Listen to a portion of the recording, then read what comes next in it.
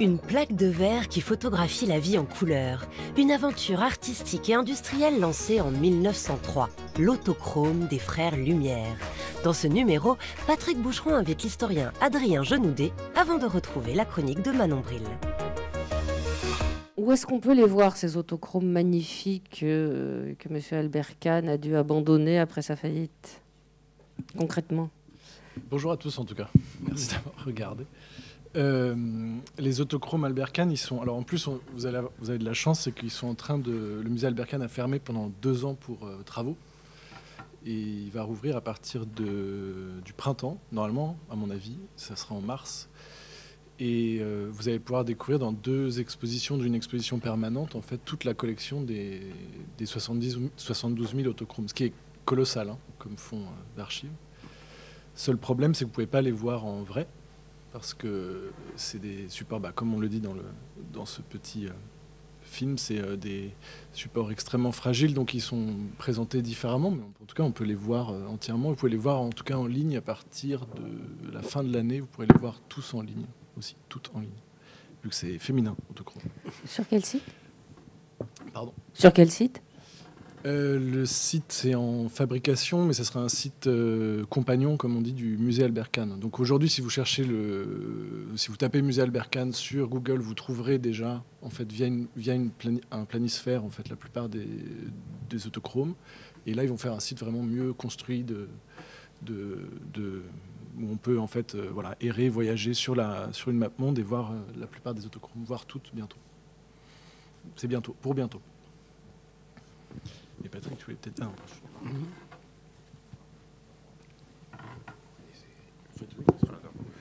Oui, excusez-moi. Moi, je les ai déjà vus au musée Albert Kahn, justement, avant que ça ferme. Et je voulais savoir, en fait, juste au niveau de la colorisation, en fait, des images, comment ça s'était passé, en fait. C'est-à-dire de la colorisation de la colorisation sur plaque et sur papier. Alors, en fait, je pense que c'est vrai que s'il y a quelque chose qui est un peu dommage dans l'épisode, c'est qu'on n'explique pas assez bien la technique, qui est quand même assez spectaculaire. C'est un procédé de colorisation, enfin, c'est donc pas de colorisation, c'est de captation instantanée de la couleur par le faisceau lumineux qui rentre dans l'appareil photographique.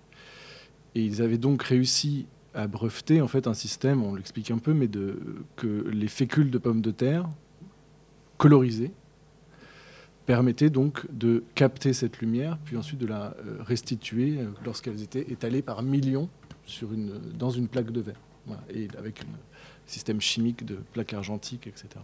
Ce qui fait que c'est pas un procédé de colorisation, c'est justement ça le principe, c'est vraiment un procédé de captation directe de la couleur. Donc après, évidemment, il y avait un développement qui était fait par bain chimique classique de ces années-là. Puis ensuite, la plaque couleur était extraite, puis elle existait en tant directement que plaque de verre. C'est-à-dire que l'autochrome, c'est une plaque de verre. Elle n'est pas sur papier, c'est une plaque de verre qui ressemble en fait à une diapositive, comme vous pouvez le connaître. Et cette plaque de verre, ensuite, servait en effet souvent à la projection, directement. Puis par système donc de systèmes de reproduction qui sont aussi extrêmement complexes, on a commencé à les reproduire sur papier, etc. Mais il n'y avait pas la même colorimétrie, pour le coup. Il n'y avait pas la même densité des couleurs que l'on peut avoir sur ce support de verre. C'est vraiment une photographie en verre, vraiment, dès le départ.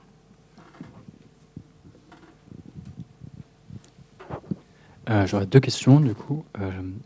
La première, c'est quelques siècles avant, on a eu tout un débat sur le coloris en art, avec l'opposition entre ligne et couleur, avec des partisans pour l'un et des partisans pour l'autre. Et ce débat-là, en fait, n'avait pas lieu d'être tant que la couleur n'existait pas en photographie.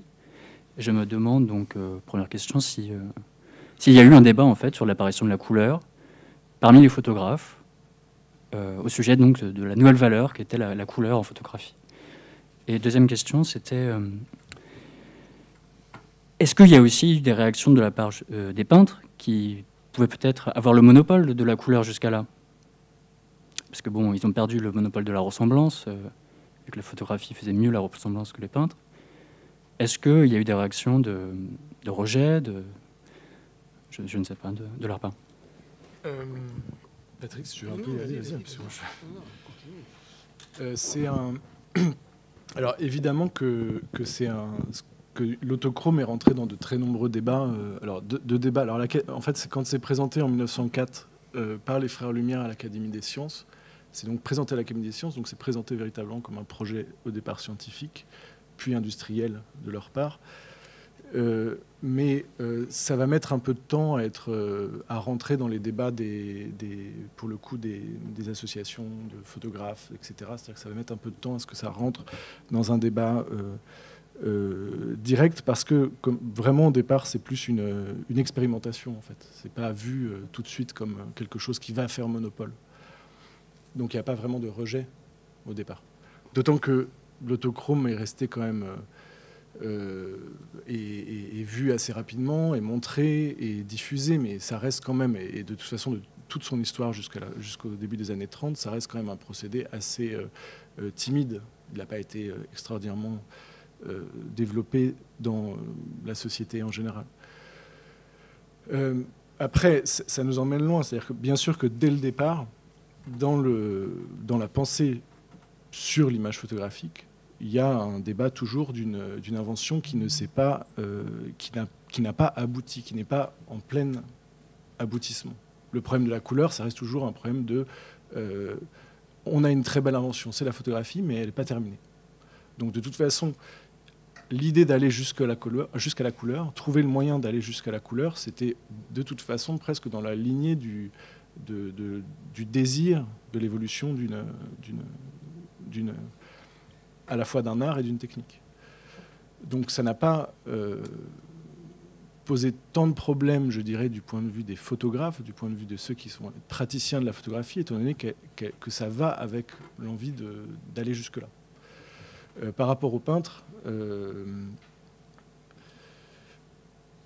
disons que je ne peux pas vous répondre comme ça, parce que très sincèrement, je ne sais pas dans les textes. Je ne sais pas si Patrick, toi, tu peux le dire mieux que moi, mais par rapport Vas-y, je dirai un mot après. Je pense qu'on sait très bien que dans les débats sur la peinture du début du siècle, la photographie, de toute façon, a toujours été considérée comme un élément parallèle et quelque chose qui met à distance le geste du peintre et la beauté du geste du peintre. La facilité de la photographie, c'est souvent opposé, pour beaucoup de peintres, à ce geste-là. Après, par rapport à la couleur, non, je ne sais pas, Patrick, vas-y. Moi, je ne vais pas forcément dire des choses là-dessus. Non, mais je pense que ce qui est intéressant, au fond, et qui a guidé nos choix de réalisation, puisque c'est un documentaire, plus précisément, c'est un épisode d'une série documentaire sous forme de magazine hebdomadaire sur Arte qui prend les objets comme sujet d'une histoire dont on raconte en même temps ce qu'elle raconte elle-même et nous, comment on peut la raconter. C'est que, franchement, si je vous avais posé la question, peut-être que vous êtes plus savante et plus savant que je ne l'étais, mais si on pose la question, disons, à quelqu'un dans la rue, de quand date la photographie couleur, il n'aurait certainement pas dit 1904. C'est-à-dire que pour nous, ce monde, le monde jusqu'à la Seconde Guerre mondiale, massivement, est un monde en noir et blanc. Et donc notre imaginaire, il est fondé sur cette dichotomie entre le noir et blanc et la couleur. C'est ce qui donne, d'ailleurs, la nature fondamentalement émouvante des autochromes, leur fragilité et leur pérennité, et le fait, d'ailleurs, je parlais de choix de réalisation, qu'on décide dans le 3e magnéto de les faire passer un peu à la manière spectaculaire et solennelle que vraisemblablement une conférence avec autochrome aurait donc affecté comme style ou rythme lent, comme ça, les faire passer les unes après les autres pour qu'on ait le temps de les regarder, vraiment, de les laisser venir à nous sans qu'il y ait d'effets vidéo qui viennent compliquer la lecture. Parce que c'est quand même assez émouvant, parce que ça pose la question effectivement des rapports entre ce qu'on croit vrai et ce qui nous touche. On croit plutôt vrai pour ces périodes-là une photo en noir et blanc, D'où la complexité de coloriser là-haut, c'est-à-dire de rajouter des couleurs qui n'y sont pas, contrairement à cette capture de la couleur elle-même des films en noir et blanc. Et on remarque d'ailleurs que, pour revenir sur l'esthétique, notre esthétique de la photographie demeure en noir et blanc. Voilà. C'est-à-dire que si vous prenez l'histoire des collections, en particulier en France, d'ailleurs, de photographies dans les musées, il y a un choix évident, une préférence, plus ou moins d'ailleurs implicite, pour le noir et blanc, qui est considéré comme voilà, la grande photo académique. Or, depuis bien longtemps, on sait photographier en couleur. Donc ça, c'est assez intéressant, d'une certaine manière, l'histoire, faire l'histoire, puisque c'est de ça dont on parle. Ça consiste souvent à déplacer notre étonnement, voilà, à s'étonner de choses dont on ne s'étonne pas et à cesser de s'étonner de choses qui sont faussement étonnantes, voilà, et à bouleverser un peu la chronologie, à compliquer les généalogies, à mettre des photos couleurs plus tôt qu'on ne le pense, et à comprendre pourquoi, inversement, le noir et blanc reste bien plus longtemps qu'on peut l'imaginer après la couleur, une ressource puissante d'imaginaire.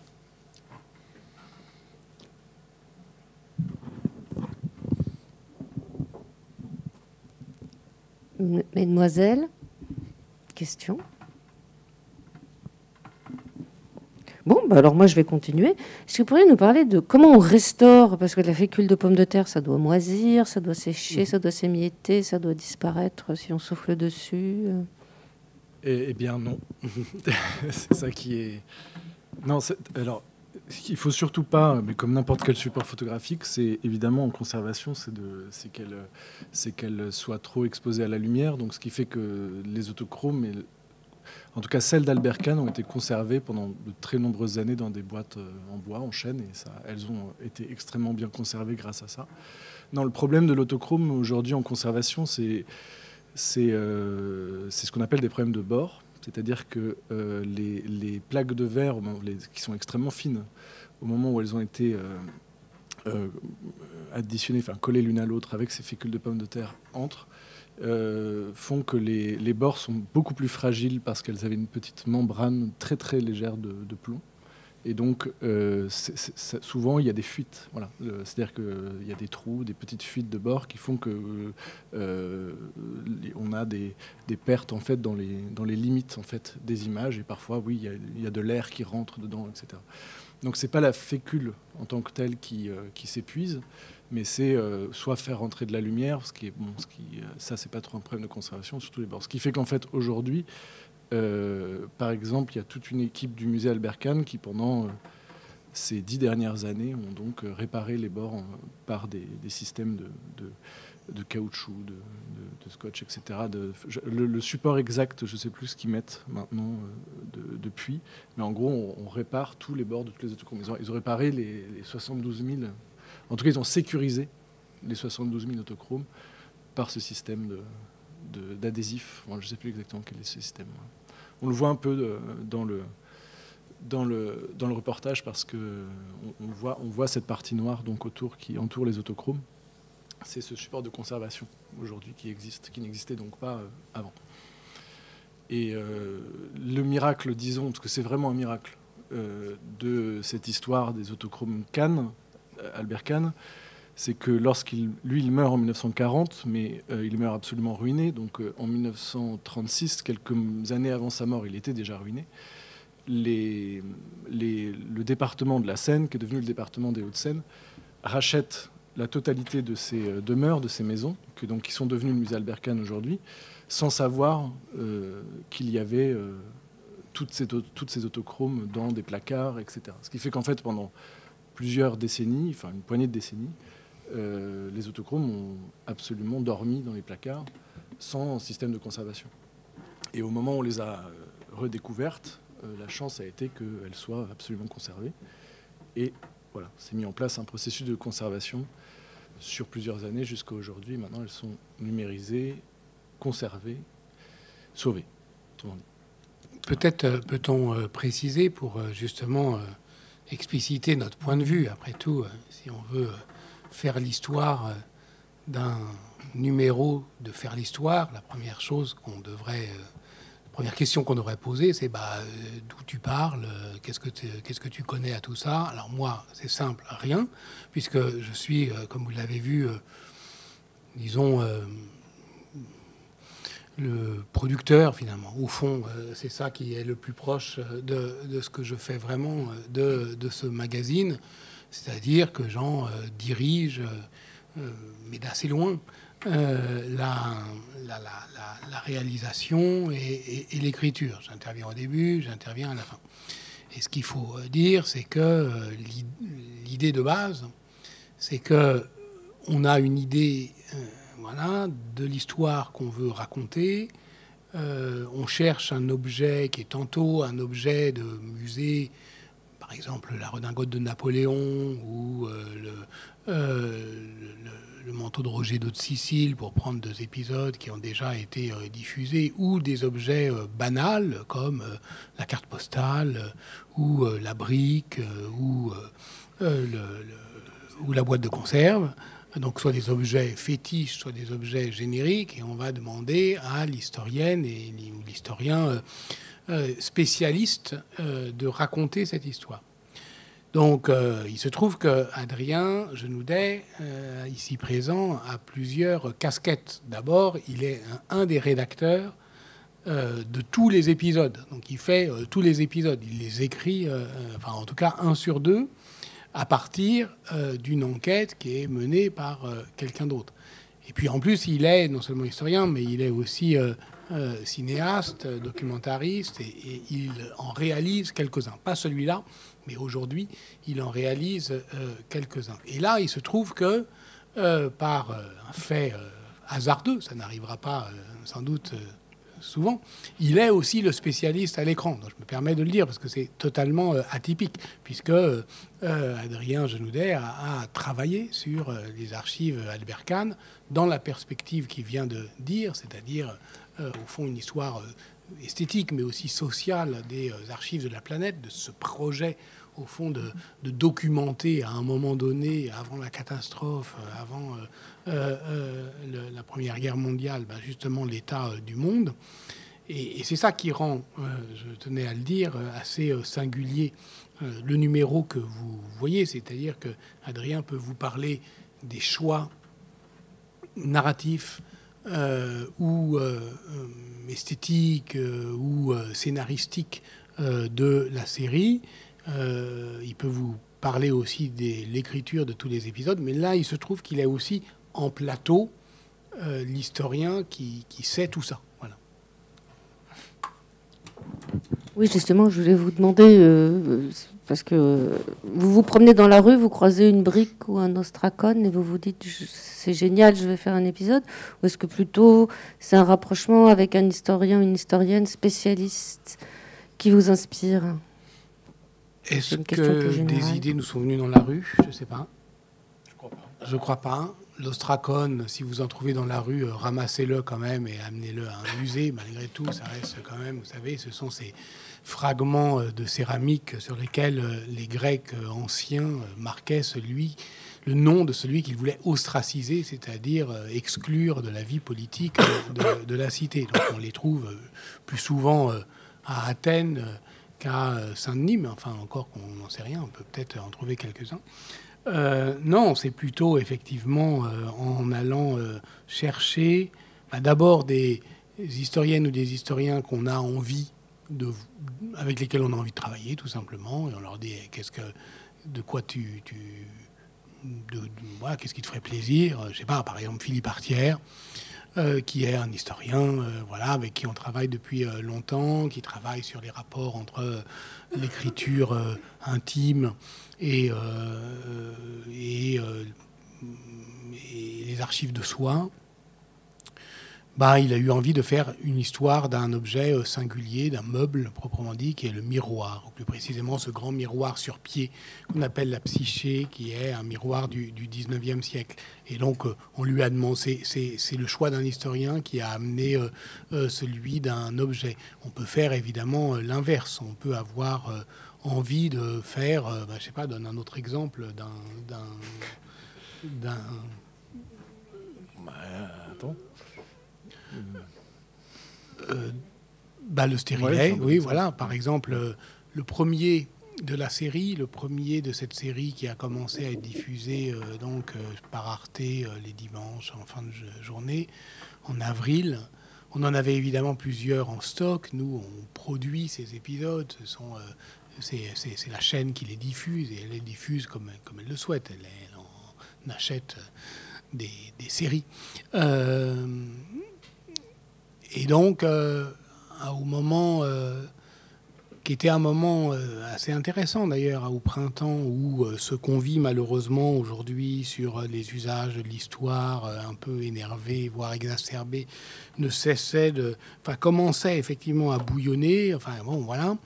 On s'est dit, après tout, comme étendard, plutôt que le drapeau pirate ou qu'une arme, on en avait quelques-uns en stock, on va prendre le stérilet parce que finalement, parler de l'émancipation des femmes, parler des luttes pour la contraception, parler d'un objet du quotidien, mais qui pose toute une série de problèmes sur les rapports entre savoir et pouvoir, entre médecins et corps des femmes, etc.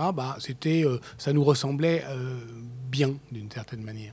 Et donc, c'était un peu une prise de position, une revendication, une manière d'afficher d'emblée ses couleurs, que de lancer un magazine qui reste quand même aujourd'hui, à cette date, le seul magazine d'histoire sur une chaîne publique hebdomadaire. Sous cette forme-là, une série documentaire prise en charge par des historiennes et des historiens de profession. Voilà. Donc, plutôt que d'aller faire ce qu'on a fait par ailleurs, la redingote de Napoléon, aller afficher, si j'ose dire, le stérilet, c'était un choix. Mais par exemple, on a toujours su qu'on avait envie de traiter assez rapidement de l'histoire de l'émancipation féminine par la contraception, mais le choix du stérilet, il s'est imposé dès lors qu'on a commencé à parler avec l'historienne qui s'appelle Bibia Pavard, qui est à la fois une historienne de la contraception et des luttes féministes, et qui a dit, oui, on a beaucoup fait l'histoire de la pilule, par exemple, mais il était plus intéressant aujourd'hui, en particulier dans le monde actuel, où il y a toute une série de problèmes sur la stérilisation forcée, etc., des Ouïghours par les Chinois, etc., de traiter du stérilet.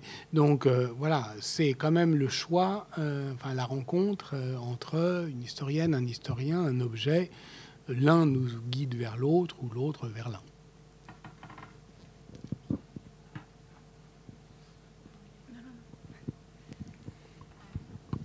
Moi, j'avais deux questions. D'abord, qu'est-ce que l'autochrome a permis en histoire? Est-ce que ça a permis d'invalider ou de confirmer certaines théories qu'on avait via des textes ou du mobilier?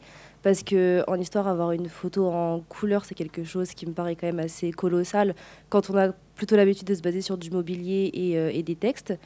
Et ma seconde question, ce serait si la photo couleur date de 1904, pourquoi est-ce que notre imaginaire de la Première et de la Seconde Guerre mondiale est en noir et blanc et pas en couleur? Est-ce que c'était trop fragile pour être emmené voilà. C'est une très bonne question.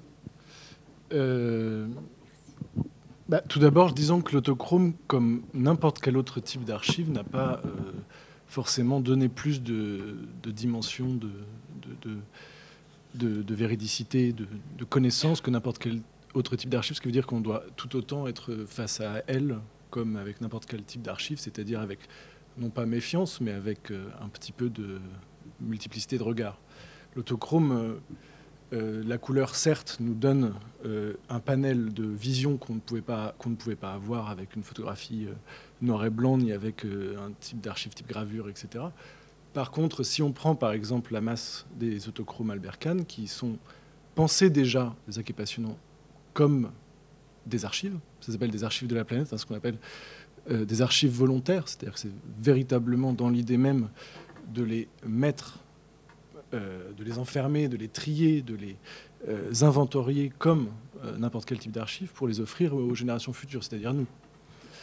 Et pourtant, quand on les regarde, elles ont certes leur couleur naturelle, mais dans l'autre sens, elles sont aussi évidemment le fruit d'un regard qui date de 1904, enfin de 1908, de 1910, de 1930, donc d'une mise en scène, et alors encore plus, étant donné qu'elles sont le fruit d'un regard qui a été panoptique sur le monde. C'est-à-dire que lorsqu'on photographie, lorsque des opérateurs, Albert Kahn, donc ceux qui étaient ce qu'on appelait des autochromistes, c'est-à-dire ceux qui prenaient les photographies, photographient les colonies, par exemple, françaises, ils ont évidemment leur regard qui est lui-même à la fois intégré dans un processus qui est la commande d'un banquier philanthrope qui est Albert Kahn, qui les finance, et dans l'autre sens, évidemment, dans un regard qui est lui-même, évidemment, empreint de colonialisme, etc. Donc ça nous apprend beaucoup plus ça que le cadre de visibilité que ça nous offre. Vous voyez ce que je veux dire? Parce que même quand on voit un costume, certes, on se dit une japonaise de 1918 s'habille comme cela, certes, mais derrière, c'est quand même souvent l'autochromiste qui lui a demandé de mettre son costume pour faire la pose. Est-ce que ce costume-là est pour la pose? Est-ce que ce costume-là est un costume qu'elle utilise qu'une fois dans sa vie, etc., etc. Donc il y a une réalité, mais cette réalité-là, elle est comme n'importe quel type d'archive mise en scène. Ensuite, pour le noir et blanc de la Première Guerre mondiale, ça c'est une très longue discussion, mais une grande partie déjà des films de la Première Guerre mondiale sont eux-mêmes des mises en scène qui datent d'après la Première Guerre mondiale. C'est-à-dire que la plupart des films que vous connaissez de soldats qui sortent des tranchées sont des films souvent, notamment de Verdun, Vision d'Histoire, qui est un film anniversaire, donc qui sont des films remis en scène, qu'on a réutilisés comme pensant être des archives, des fois en le sachant, des fois en le sachant pas, etc. Le fonds Albert Kahn, il y a plus de 6000, 7000 autochromes qui sont de la Première Guerre mondiale ou autour. On a une documentation de l'arrière, comme on dit, qui est colossale. Alors on la connaît moins, c'est vrai. On la connaît moins comme c'est toujours le cas avec les histoires des images, c'est du fait de leur mise à disposition et donc du fait de leur possibilité d'être ou pas réappropriée, en fait. Donc d'être disponible, utilisé par des médias, utilisé par des journaux, utilisé par des publications. Et il y a eu des images qui étaient plus disponibles que d'autres, parce que moins chères, parce que plus facilement reproductibles, etc. Et c'est comme ça que se fait assez vite la diffusion des images et donc la constitution possible d'un imaginaire. Oui. Et puis pour la Seconde Guerre mondiale, c'est plus compliqué que ça, parce qu'il y a effectivement, comme Manon Bril le dit à la fin, c'est ce mouvement de colorisation, de recolorisation d'images ou de films en noir et blanc, mais il y a aussi le fait qu'il y avait plus de photos et plus de films en couleur qu'on ne le pensait, qu'on utilisait peu, qu'on regardait assez rarement, parce qu'ils ne correspondaient pas en fait à ce qu'on attendait, c'est-à-dire un film en noir et blanc, en rapport avec la Première Guerre mondiale ou en rapport avec ce qu'on voyait massivement de la Seconde. Et votre question est aussi intéressante, je me permets d'y rebondir, parce que d'une certaine manière, puisque notre propos, vous l'avez compris, à chaque fois, c'est de faire, oui, de proposer un petit documentaire sur un sujet, mais à chaque fois de raconter cette histoire et de doubler l'histoire qu'on raconte par une sorte d'intrigue théorique sur comment on fait l'histoire. Donc à chaque fois, tenter d'en garder une idée générale au-delà même de la question particulière de l'autochrome. Quand on voit mon jeune camarade au bord des larmes, ou pratiquement au début, enfin en tout cas ému par les objets qu'il manipule, je le dis sincèrement, ça dit quelque chose de ce que votre attente, vous dites qu'est-ce que ça nous apprend, se souvenant peut-être que révélation est un mot qui se dit en photographie et qui se dit aussi dans une enquête. C'est-à-dire, c'est comme, ah bah tiens, ah bah oui, alors c'était rouge, etc. Bon, il y a peu d'enquêtes historiques qui vont trouver une preuve décisive ou un argument infaillible, en fait, dans une photographie, qu'elle soit en noir et blanc ou en couleur. C'est-à-dire qu'on ne doit pas attendre de l'archive un effet de révélation, justement, un effet de... Mais alors, il y a, évidemment, quand on sait et qu'elle soit une archive écrite ou une archive photographique, on doit effectivement tourner le regard. C'est-à-dire ce que vient de dire Adrien, c'est-à-dire, finalement, oui, ça nous documente sur ce qu'on voit.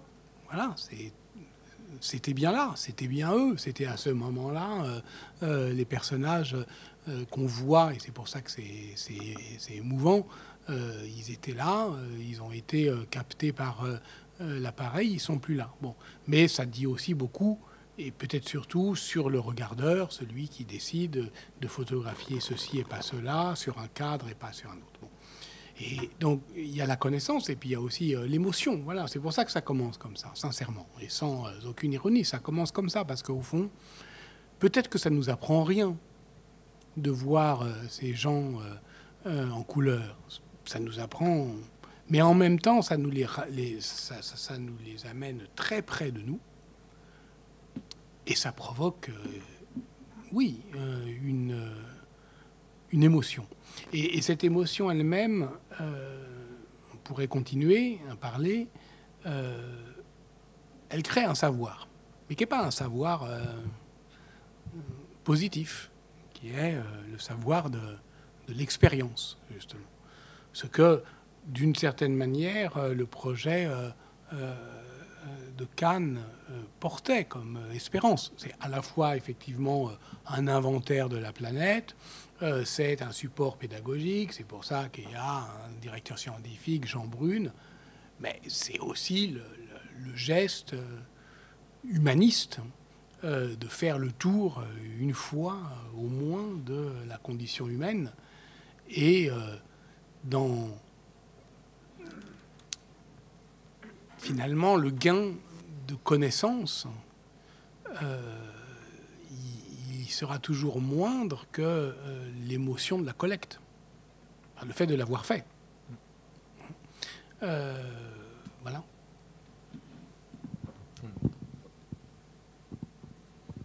J'ai d'autres questions, je crois.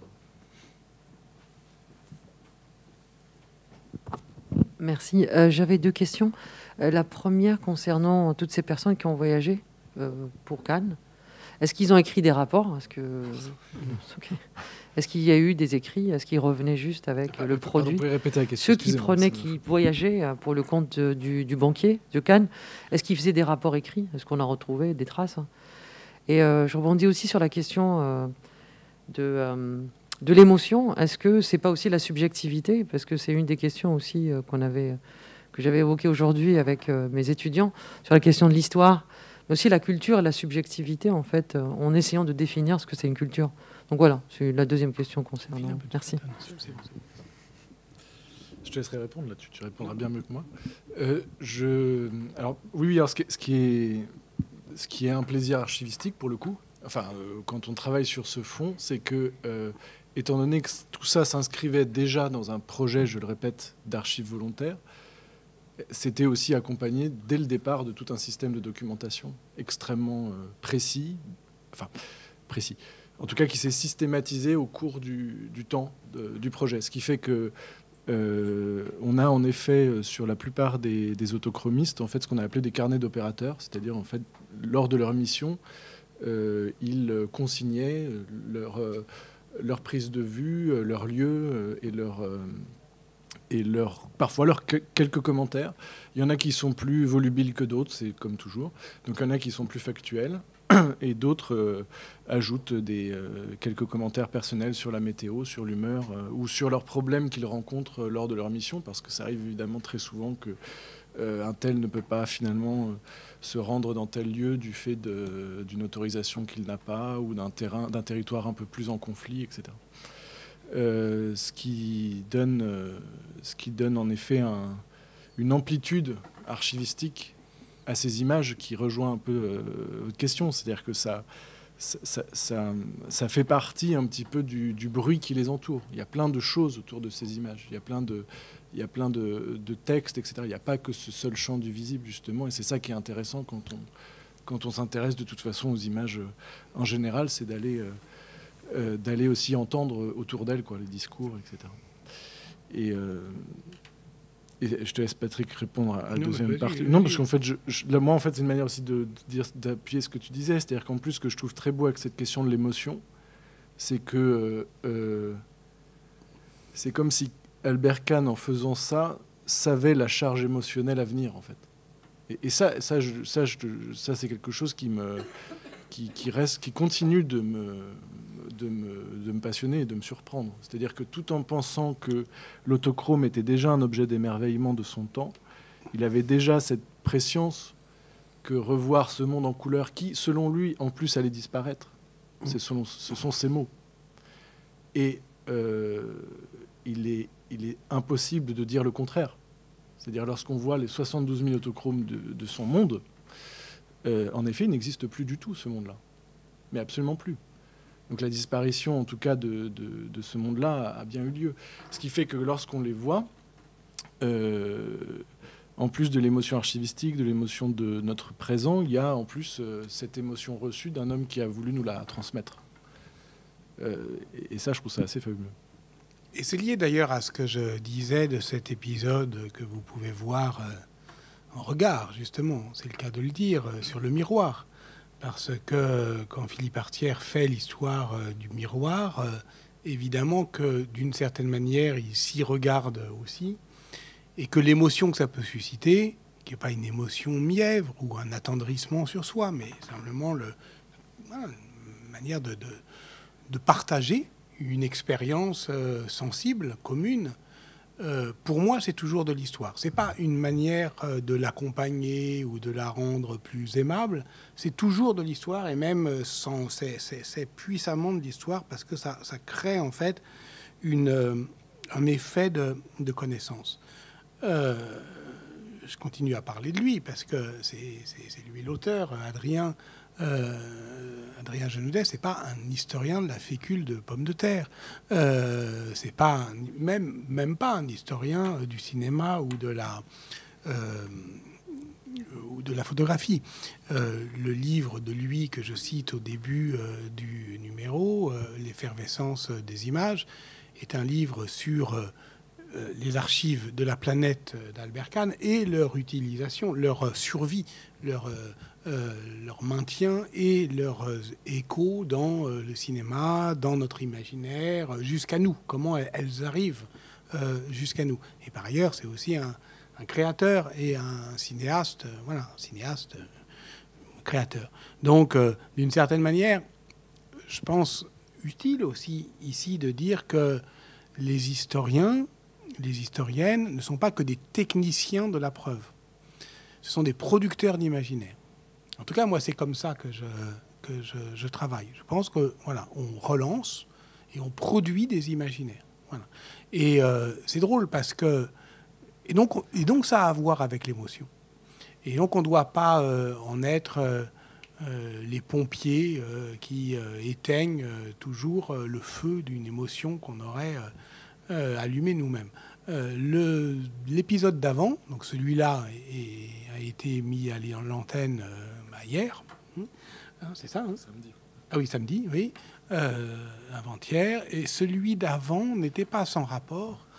C'était celui sur la carte postale, qui était donc présentée par une historienne des relations de couple pendant la Première Guerre mondiale, qui s'appelle Clémentine Vidal-Naquet. Pourquoi ? L'histoire de la carte postale, c'est tout comme l'autochrome, une histoire industrielle. C'est l'histoire, effectivement, d'une invention, c'est-à-dire une photographie au dos duquel on peut raconter des nouvelles et qui, au fur et à mesure de l'impression industrielle, prend de plus en plus d'ampleur, exactement dans ces mêmes années-là d'ailleurs. Ce qui fait que lorsque commence la Première Guerre mondiale, on est au pic industriel de cette innovation. Sauf que ça va prendre évidemment des proportions gigantesques. On estime qu'il y a il y a plus de 3 milliards, vous vous rendez compte, plus de 3 milliards de cartes postales qui ont été échangées entre 1914 et 1918, entre le front et l'arrière. Et c'est pour ça qu'on en voit tant sur les trottoirs des vide-greniers. Et voilà, 3 milliards. Voilà. Et elle raconte simplement ce fait qui est un fait, je dirais, que l'historien peut effectivement accueillir de sang-froid, qui est que ce qu'on appelle une guerre, c'est la séparation. C'est la séparation des couples, c'est la mère qui ne voit pas son fils, c'est le frère qui ne voit pas le frère, c'est le père qui ne voit pas... Bon, voilà. Et donc, comme ils sont séparés, ils s'écrivent.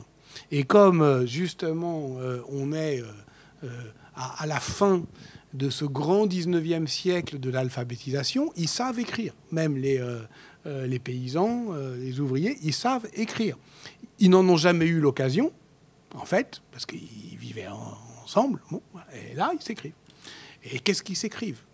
Et là, évidemment, commence une histoire qui est absolument passionnante, qui est une histoire de peur, de désir, d'attente, d'inquiétude, de tout ce que vous voulez, d'émotion, mais surtout d'une émotion incroyablement contenue, parce que ce que montre Clémentine Vidal-Naquet, c'est qu'au dos de ces cartes postales, évidemment, qui par ailleurs sont lues par la censure, donc il y a toujours cette question de ce que nous amène véritablement à penser et à comprendre un document historique.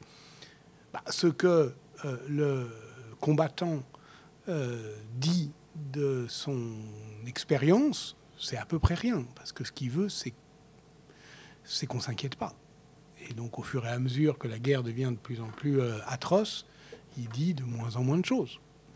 Donc, ce document-là, il va évidemment être de faible portée sur l'histoire des combats, et même sur l'histoire de l'expérience combattante, mais sur les couples, sur l'amour, sur le désir, sur la sensibilité d'une manière générale, et précisément dans sa capacité à retenir l'émotion, c'est une source phénoménale.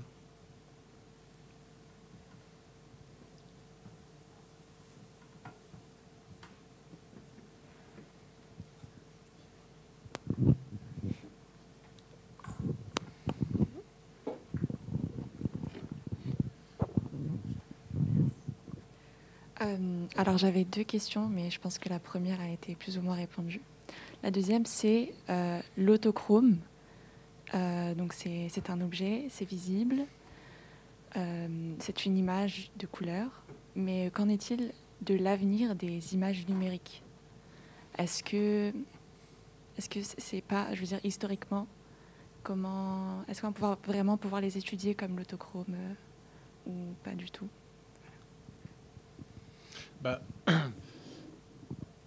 Clairement non.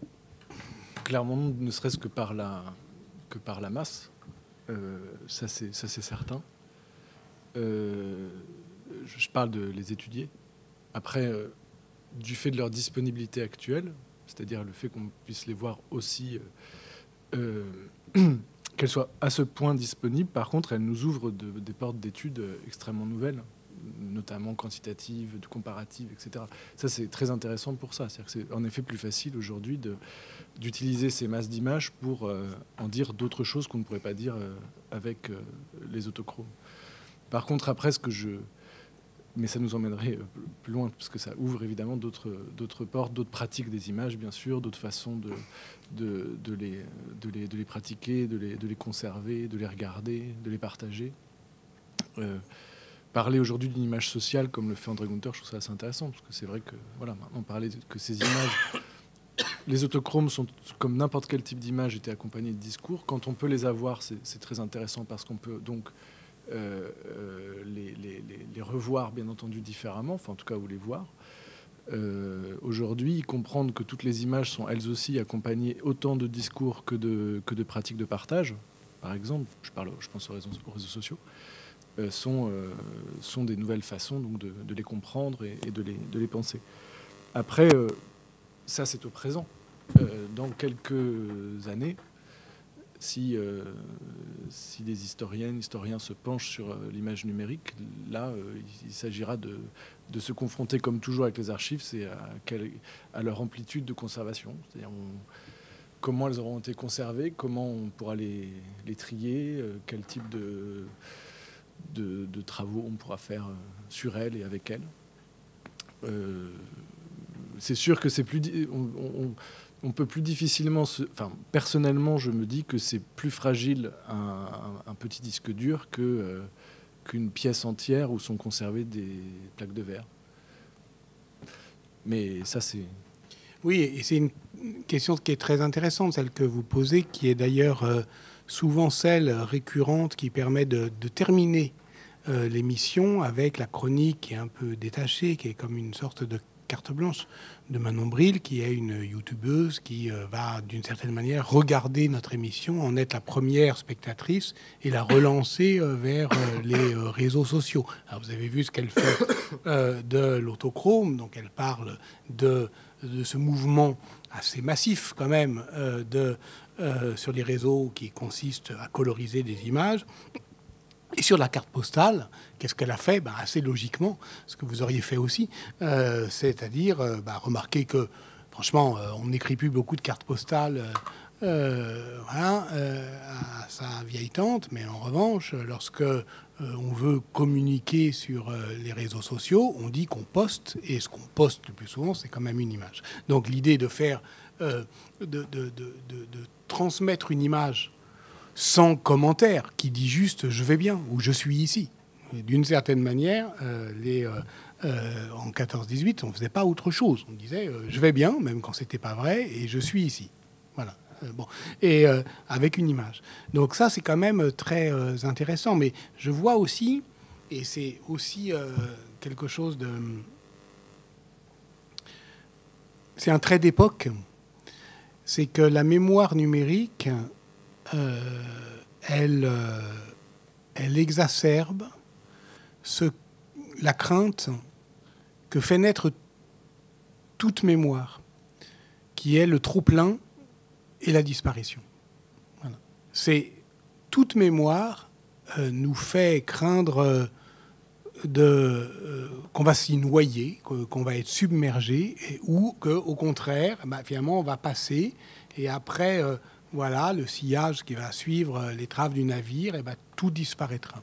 Et c'est avec le numérique, d'une certaine manière, ce qui est, à mon avis, une hantise propre de n'importe quelle mémoire, parce qu'on disait déjà ça de l'imprimer au XVIe siècle. Hein. Au XVIe siècle, on disait « Ouh là là, qu'est-ce qu'on va faire de tous ces livres? On ne sait plus où les mettre, c'est horrible. » Et on dira aussi, mais peut-être que finalement, ça se conserve moins bien qu'un bon vieux parchemin. Bon. Alors, c'est à la fois une hantise assez générale, et puis, comme le dit bien Adrien Genoudet, il y a aussi mais là, ça parle à la bibliothécaire, il y a aussi des réalités techniques qui font que la pérennité des supports, elle est plus ou moins assurée. Par exemple, et ça ne va pas forcément dans le sens qu'on pense. C'est-à-dire, ce n'est pas forcément les objets les plus vieux qui sont les plus en danger. Par exemple, n'importe quel bibliothécaire sait qu'il y a un moment, à la fin du 19e siècle, où le papier est tellement acide qu'en fait, il se détruit bien plus irrémédiablement que des papiers beaucoup plus anciens. Inversement, aujourd'hui, dans les archives, disons, télévisuelles, il y a un sale moment autour du début des années 80 où c'était en VHS, qu'on n'a pas eu le temps de les numériser, renumériser, et où ça a disparu. C'est-à-dire qu'il y a déjà, par exemple, un truc dont on n'a pas idée, la cérémonie du 10 mai 1981, c'est-à-dire l'élection de François Mitterrand, sa cérémonie au Panthéon, elle a disparu. On n'en a que quelques images toutes pourries, tremblotantes, dégradées.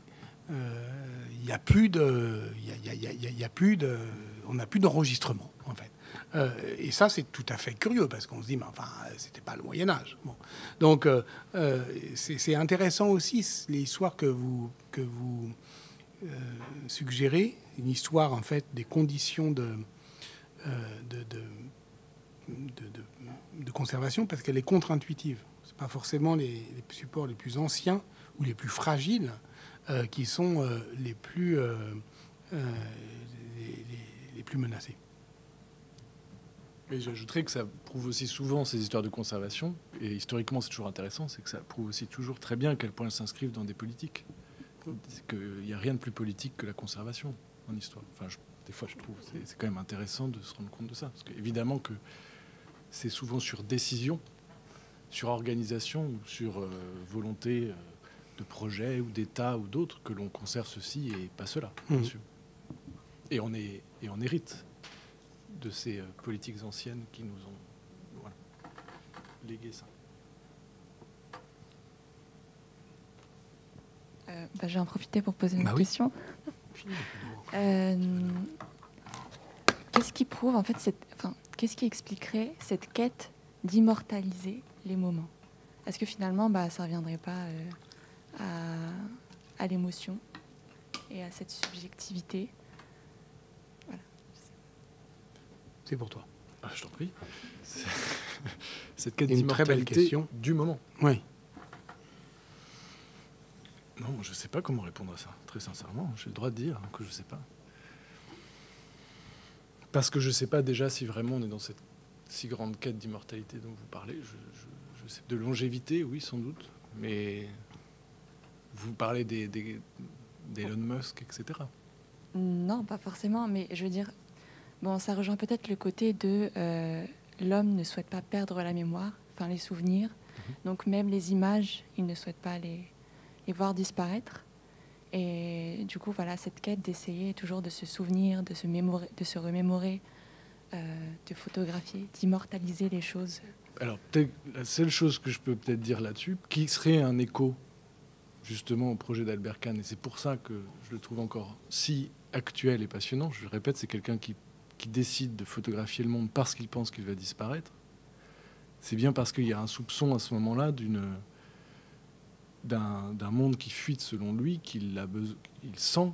Lors de son premier voyage autour du monde en 1908, il l'écrit assez clairement. Il dit qu'il voit très bien que les conséquences de cette deuxième vague qu'on appelle révolution industrielle est en train de modifier les paysages, les peuples, les pratiques, les échanges, etc. Donc il se dit, il faut à tout prix, dès maintenant, enregistrer cela avant que ça disparaisse. Il a une intuition, je le répète, elle est juste. Donc peut-être, moi j'aurais tendance à dire qu'on n'est pas loin de ce même sentiment actuellement. C'est-à-dire toutes les projections que l'on fait, et justement les projections, c'est ça qui est passionnant toujours, c'est que ce sont des images. C'est quand même assez passionnant de se rendre compte que la science-fiction est rentrée en plein rapport avec notre réalité proche. Il n'est pas impossible que cet avenir de catastrophe qu'on ne cesse de nous prévoir donne une sensation de vouloir à tout prix conserver le plus possible notre présent ou en tout cas notre proche passé. Moi, je le ressens en tout cas, ce besoin. Oui. Mais vraiment, c'est un élément de réponse qui n'en est pas un. Hein. Je sais pas, Patrick va peut-être pas du tout. Si, non, mais moi je suis d'accord. Je pense que on ressent la même chose, et ce qui n'est pas étonnant puisqu'on est contemporain. Et donc contemporain d'une inquiétude aussi quant à la capacité de l'humanité à assurer sa survie, ce qui est quand même malgré tout un sentiment qui a toujours accompagné l'humanité, mais enfin qui aujourd'hui est particulièrement aigu. Voilà, particulièrement aigu. Donc est-ce que tout inventaire du monde, tout désir effectivement de collecte, de récapitulation accompagne une angoisse? Oui, sans doute. Il y a peu de récapitulation heureuse ou confiante. Voilà, c'est la nécessité de rassembler une encyclopédie du monde. Elle va plutôt avec la prise de conscience de sa fragilité. Ça, c'est vrai. Le paradoxe, c'est que aujourd'hui, avec, disons, le numérique, puisqu'on pense en fait à ça,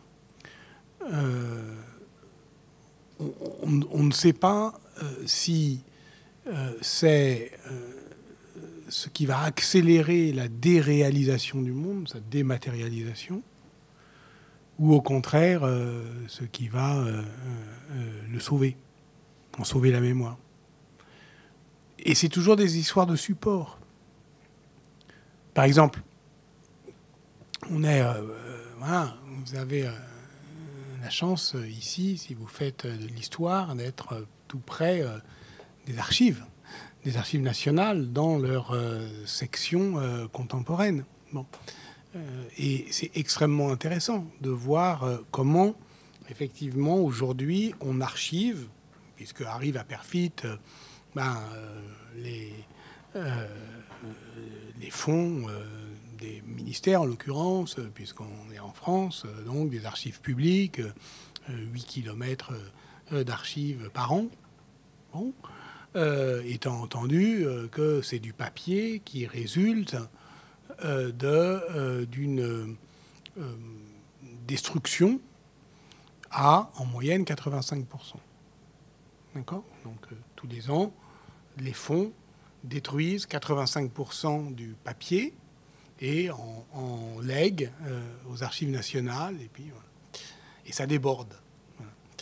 On se dit, de toute façon, comme tout est dématérialisé, c'est plus simple. Mais non, c'est beaucoup plus compliqué.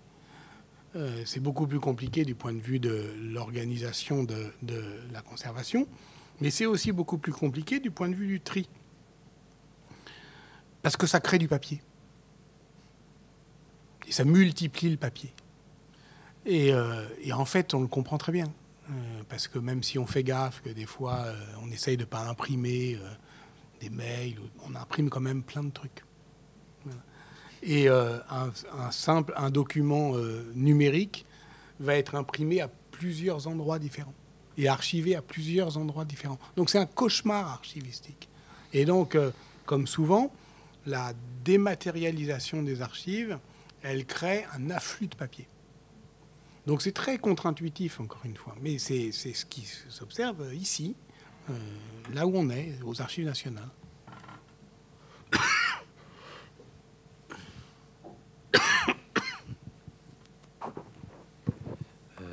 Bonjour. Vous avez dit que l'historien était en quelque sorte un créateur ou un producteur, du moins, d'imaginaire. Mais est-ce que ce serait pas plutôt l'inverse, dans le sens où l'historien, en utilisant justement ici dans le cas des autochrones, des sources concrètes, réelles, permettrait justement de déconstruire ces imaginaires et de concevoir finalement la mémoire comme quelque chose de réel et voilà, de concret, quoi. Même si malheureusement il y a une dématérialisation des sources, comme vous venez d'en parler justement. Vous avez tout à fait raison. Bien sûr, il faut commencer par là, et je regretterais de ne pas le faire. Donc c'est vous qui avez raison. Notre travail, le principe de notre travail, c'est évidemment de porter un regard critique sur tout ce que l'histoire a construit, et donc on doit en même temps, enfin voilà, on va déconstruire le point de vue, on va déconstruire la mémoire, voilà, ça c'est ce qu'on fait, c'est ce qu'on ne cesse de faire. Mais en même temps, on vit en société, vous comprenez, et on vit dans une société où d'autres puissants, bruyants, font de l'histoire une ressource d'espérance politique qui peut aller dans différents sens, et la plupart sont quand même pas des sens désirables de mon point de vue. Donc, il me semble, mais ça c'est une discussion qui est ouverte, j'en ferai pas système, encore moins doctrine, que le temps est peut-être venu de se dire que les historiennes et les historiens de métier, ils savent très bien déconstruire le truc, mais qu'il n'aurait pas totalement interdit parfois, avec ce matériel-là, de proposer quelque chose voilà, pour l'avenir. Et moi, quand je dis on construit des imaginaires sociaux, c'est par réalisme. Là encore, c'est une question de support. Adrien Genoudet, historien qui a écrit L'effervescence des images, une thèse qui devient un livre, mais un livre savant, il est dans ce rôle-là que vous dites, d'historien. Mais s'il porte, comme ce que vous avez vu, cette recherche à la télévision, les images, elles sont relancées. Et ça va vous faire penser à autre chose. Ça va vous faire penser à l'immortalité, à la pérennité, à la fragilité. Vous allez vous emparer du truc. Donc on peut dire qu'avec l'image dont... je ne sais pas ce que tu en penses. Avec l'image dont il a été évidemment l'historien rigoureux et critique, Adrien relance et produit un imaginaire. Maintenant, c'est à la télé. Et je ne sais pas, il y a des gens qui vont le regarder comme un documentaire, mais peut-être d'autres qui vont le regarder comme autre chose. Et on n'a pas non plus totalement fermé la porte à cette possibilité-là, puisque précisément on a fait un film un peu ouvert, vous avez vu, un peu rêveur, qui laisse la porte ouverte à différents types d'appropriation, avec ces images à la fin qui sont là pour susciter, moi je pense, un sentiment de fraternité. Au fond, c'est ça. On se dit, ben voilà, là il y a des hommes et des femmes d'ici, d'ailleurs, de loin, dans le passé, voilà, et ben, voilà, on a... Mais qu'est-ce qu'on va faire de ce sentiment de fraternité? Ça, politiquement, ça se décide.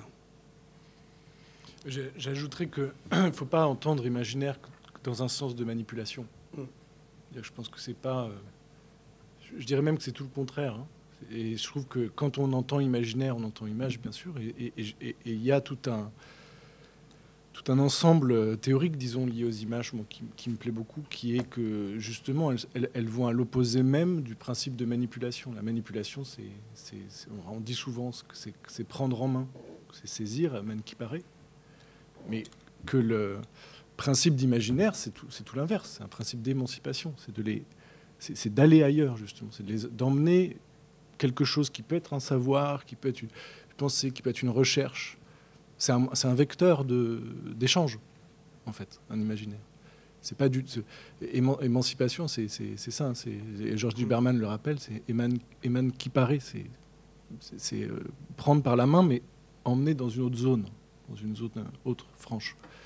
Et je trouve ça très beau, très juste de penser comme ça. Je pense que oui, à partir du moment où on travaille, qu'on recherche, nous on fait notre travail, disons, premier.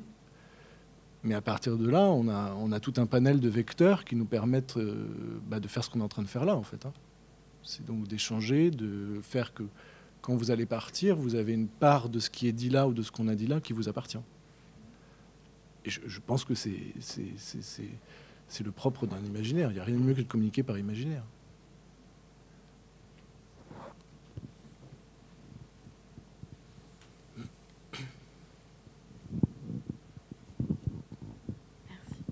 Moi aussi, j'ai une question. Je rebondis sur cette question de l'imaginaire. Le propos de votre émission et la façon dont elle est construite me fait penser à un catalogue d'expositions dont j'ai complètement oublié le nom, mais dont l'idée était de faire une archéologie du futur et donc d'imaginer les objets qui interrogeraient des archéologues du futur dans notre présent. Et je me souviens pas de tout, mais je me souviens par exemple qu'il y avait quelque chose sur le nain de jardin. Que pourraient penser des extraterrestres du nain de jardin dans des milliers d'années. Et du coup, j'ai envie de vous demander quels objets pourraient, à votre avis, faire l'histoire de demain, peut-être. Alors moi, j'ai envie de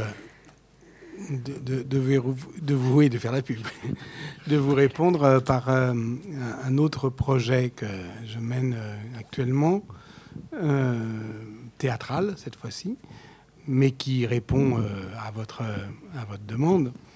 C'est une performance que je fais avec Mohamed El Khatib, qui s'appelle Boule à neige, sur ce petit objet tout à fait modeste et kitsch, qui est la boule à neige. Et à un moment dans le spectacle, on se pose exactement cette question, c'est-à-dire celle des archéologues du futur. Qu'est-ce qu'ils diront de nous si ne reste de notre civilisation que quelques boules à neige? Qu'est-ce qu'ils inventeront comme religion, comme croyance, pour rendre compte de cet objet? Mais ça, c'est une question qui est passionnante, Ouais. qui est difficile à...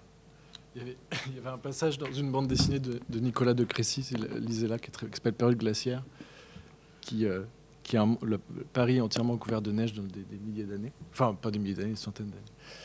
Et le groupe qui marche tombe sur un écusson de l'OM, où c'est marqué droit au but, et ils sont persuadés que c'est une carte, pour, comme une boussole, quoi. Mais oui, c'est toujours intéressant. C'est toujours très intéressant. Du coup, j'avais une question qui portait sur quelque chose de plus moderne. J'aimerais savoir s'il y a un rapport entre l'autochrome et nos portables actuels avec nos Leica, nos caméras Leica à 3 objectifs. Parce que vous parliez justement de 3 prises, en fait, de 3 photos qui autrefois étaient réunies pour faire justement ressortir les couleurs. Et là, actuellement, on a des portables, des smartphones qui proposent plusieurs caméras à chaque fois pour pouvoir justement faire ressortir une meilleure qualité d'image. Donc, est-ce qu'il y a un rapport entre l'autochrome et ce genre de technique? Alors, dans l'épisode, c'est ce qu'on appelle la trichromie, c'est ce qui précède l'autochrome. C'est un système qu'on trouvait qui était indirect, justement, pour additionner 3 types de couleurs et qui rendait une photo couleur, mais pas instantanée. Encore une fois, c'est une très bonne question.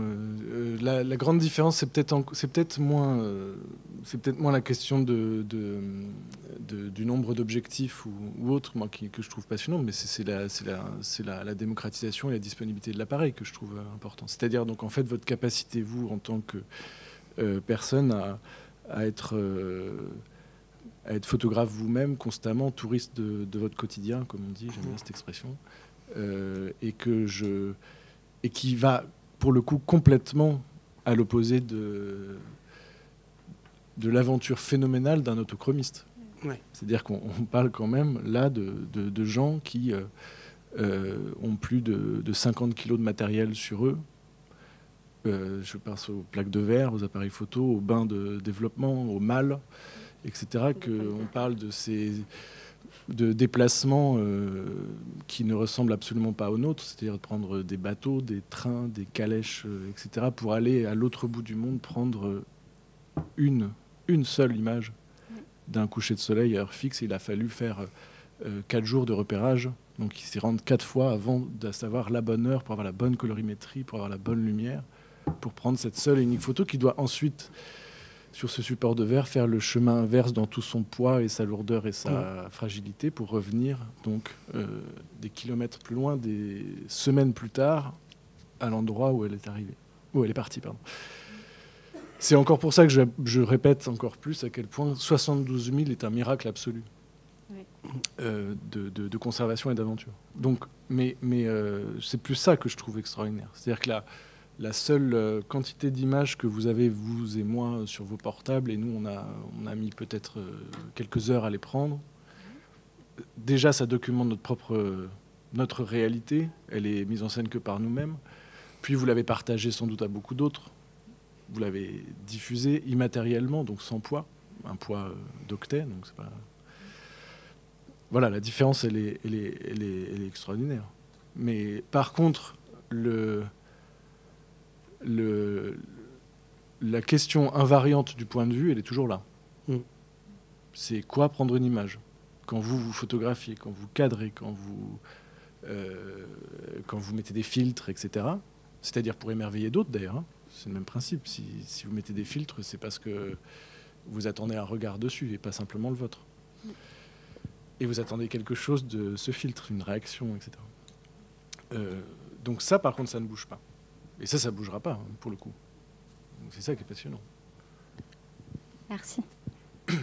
Alors, il faut juste que je vous dise quelque chose, c'est qu'il y a des lycéens du lycée Le Corbusier à Aubervilliers qui ont préparé un truc qu'ils doivent me faire voir au Collège de France à 16h30. Donc, c'est ce que j'allais dire, je crois qu'il va falloir il faut vraiment que j'y aille parce que sinon c'est eux qui vont attendre.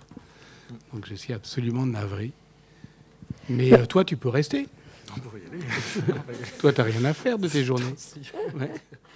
Donc je voulais vous remercier infiniment d'être venus. Merci aussi à toutes et à tous. Merci pour ce passionnant débat. Merci beaucoup. Merci à vous.